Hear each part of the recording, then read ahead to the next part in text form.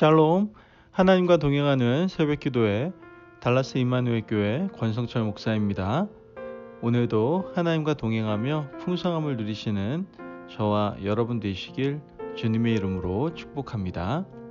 오늘 말씀은 에스겔서 16장 6절에서 14절까지의 말씀입니다.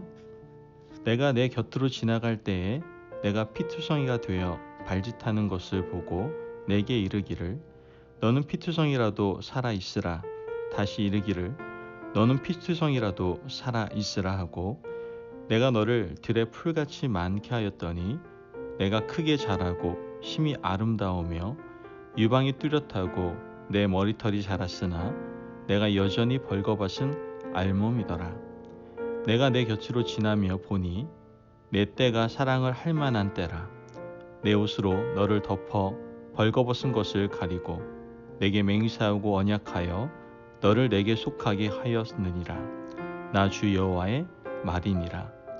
내가 물로 내 피를 씻어 없애고 내게 기름을 바르고 수놓은 옷을 입히고 물돼지 가죽 신을 신기고 가는 배로 두르고 모시로 덧 입히고 폐물을 채우고 팔고리를 손목에 끼우고 목걸이를 목에 걸고 코고리를 코에 달고 귀고리를 귀에 달고 화려한 왕관을 머리에 씌웠나니 이와 같이 내가 금 은으로 장식하고 가는 배와 모시와 수놓은 것을 입으며 또 고운 밀가루와 꿀과 기름을 먹음으로 극히 곱고 형통하여 왕후의 지위에 올랐느니라. 내 화려함으로 말미암아 내 명성이 이방인 중에 퍼졌음은 내가 내게 입힌 영화로 내 화려함이 온전함이라. 나 주 여호와의 말이니라. 아멘. 하나님의 말씀입니다. 여러분, 제가 저희 아이들 초등학교 처음 보낸 날이 좀 생각이 납니다. 정말 아기였던 때가 엊그저께 같은데 벌써 자라서 이렇게 학교를 간다고 하니까 참 기분이 묘하더라고요. 그것도 아이들 몸보다 더 큰 가방을 메고 혼자 이제 복도를 뚜벅뚜벅 걷고 있는 그 뒷모습을 보는데 왜 이리 마음이 짠하고 또 기특하기도 하고 걱정도 되고 정말 여러 가지 온갖 만감이 다 교차하는 순간이었던 것 같습니다. 아마도 자녀를 향한 부모님의 사랑 아마 참 아름답고 또한 이보다 더 아름답고 큰 사랑이 있을까 하는 생각이 듭니다. 그런데 여러분, 부모의 사랑보다 사실 더 큰 사랑이 있죠. 그 사랑은 바로 하나님이 인간을 향한 지극하신 사랑입니다. 인간에 대한 하나님의 본래 마음은 사랑과 긍휼이에요. 만약 이 사랑이 존재하지 않았다면 우리는 생명을 부지할 수 없었을 거예요. 오늘 우리가 읽은 말씀에도 유다 백성들을 향한 하나님의 애틋한 그리고 절절한 그 사랑이 기록되어 있죠. 우리가 오늘 함께 읽은 16장의 말씀, 이 말씀은 에스겔에서 가장 긴 본문이에요.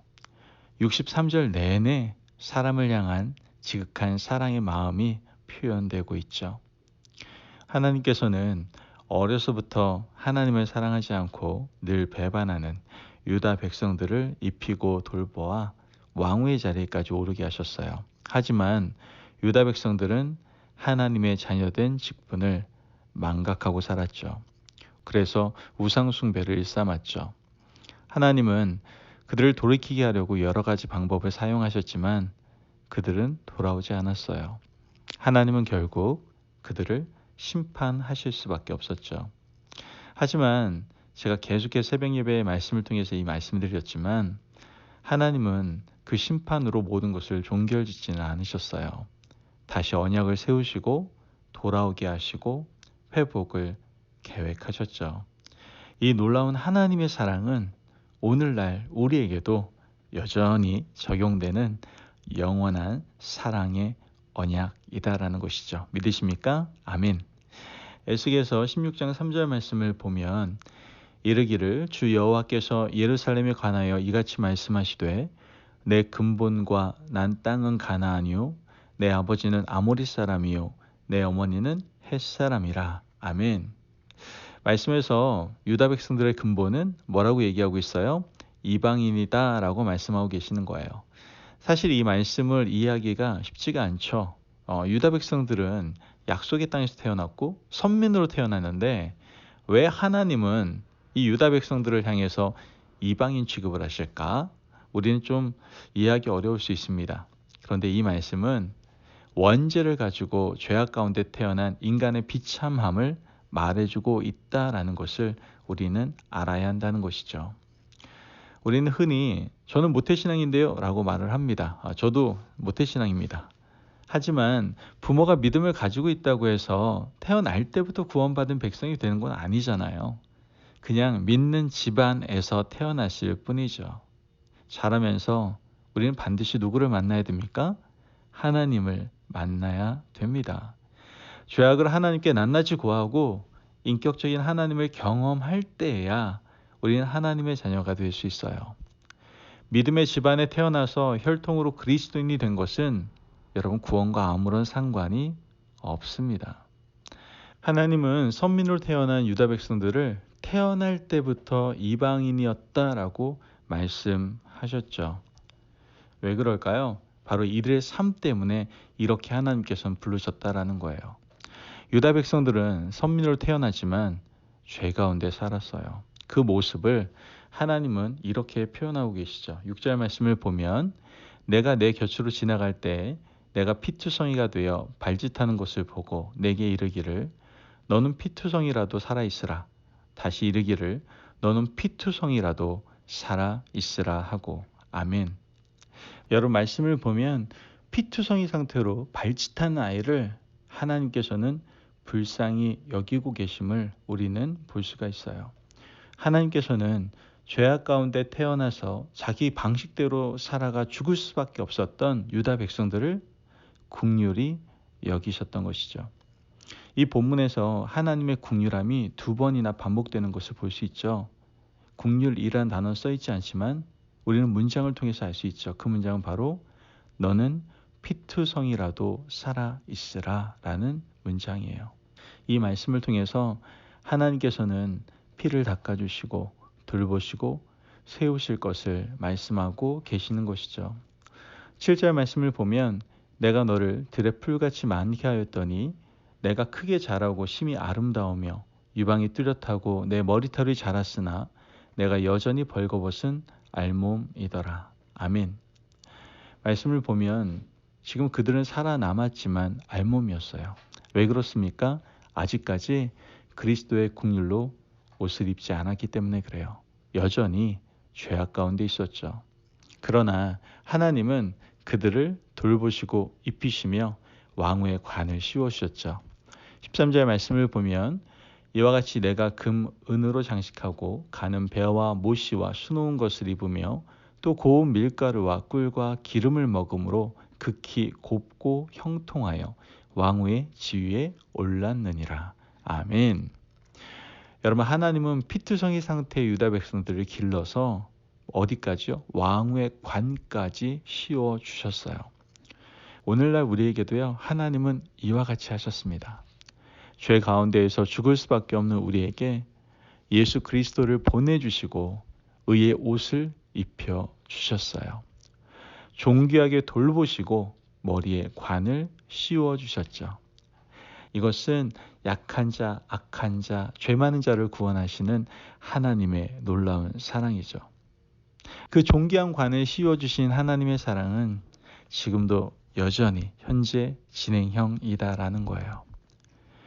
이 사랑을 받은 사람들은 사랑의 무게에 합당한 삶을 살아야 되는 거예요.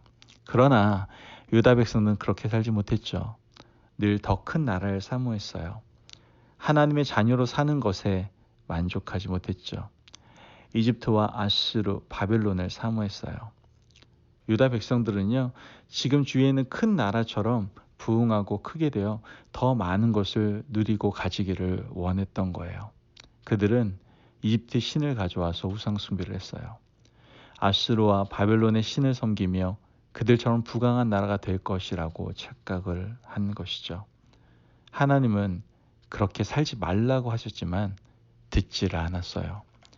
하나님은 그들을 심판하겠다라고 말씀하시죠. 42절에서 43절 말씀을 보면 그리한즉 나는 내게 대한 내 분노가 그치며 내 질투가 내게서 떠나고 마음이 평안하여 다시는 노하지 아니하리라.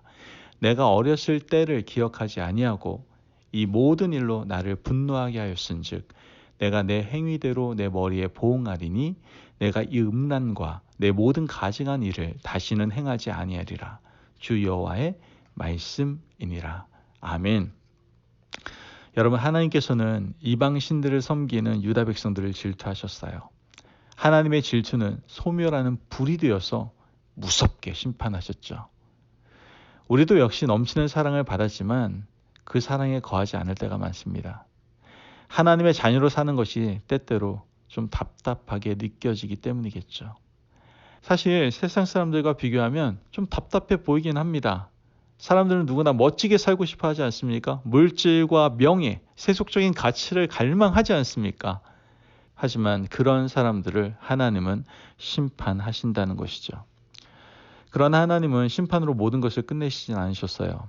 만약 하나님께서 심판하고 끝내버리시면 하나님을 사랑이라고 말할 수 없지 않습니까? 하나님께서는 유다 백성들을 심판하시고 다시 회복시키시겠다라고 약속을 하셨죠.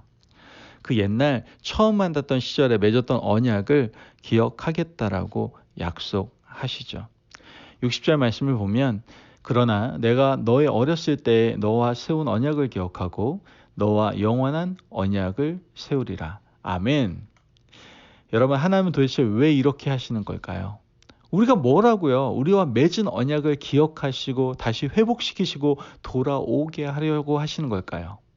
하나님께서는 유다 백성들을 징계하셨지만 70년이 지난 후에 다시 돌아오게 하셨죠.